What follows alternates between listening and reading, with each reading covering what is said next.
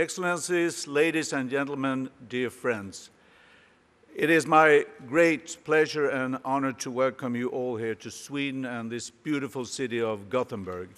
And to put it short, we are here to put people first for social Europe.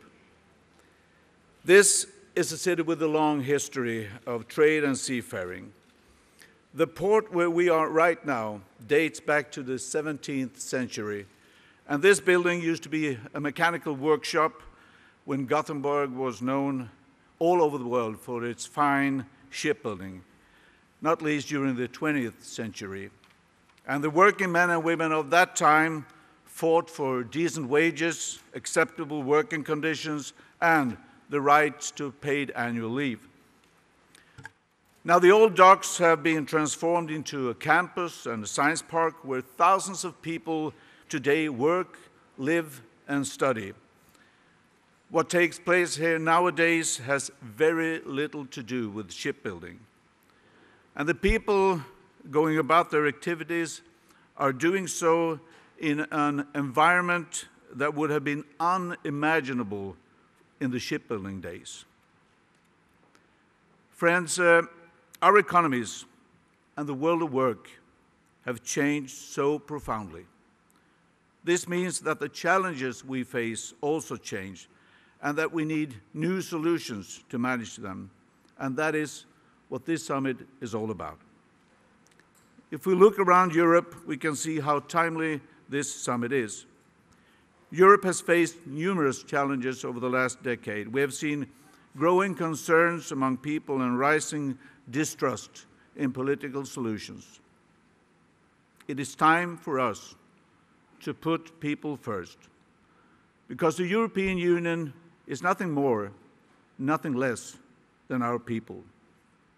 So addressing issues such as inequality, unemployment, unfair practices is not only morally right, it is the smart thing to do, because it will boost productivity and strengthen our economies.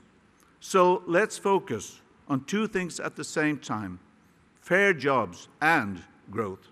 Let's improve access to the labor market so that more people can come into work. Let's ensure decent working conditions and put an end to unfair practices. Let's better manage the forces of globalization so that change can be an opportunity rather than a threat. We know that most of the tools that we need to achieve our goals are national tools, but support and coordination at European level will be a tremendous value and add that value. And that is why I'm so happy to welcome you all here today and to be co-hosting this summit with President Jean-Claude Juncker. My friend Jean-Claude has made enormous efforts to put these issues higher on our agenda, but keeping fair jobs and growth still at the top of the EU agenda. That must be the work of many. And thankfully, when I look around in this room, I see heads of states and governments, I see representatives of the social partners, both employers and employees, I see civil society, I see students and other stakeholders. And as a former trade union leader, I'm naturally guided in our common mission for jobs and growth by the popular motto, "United we stand, divided we fall." Because if we do not work together, we will fail to meet tomorrow's challenges, and the competitiveness, prosperity, and legitimacy of the EU will suffer.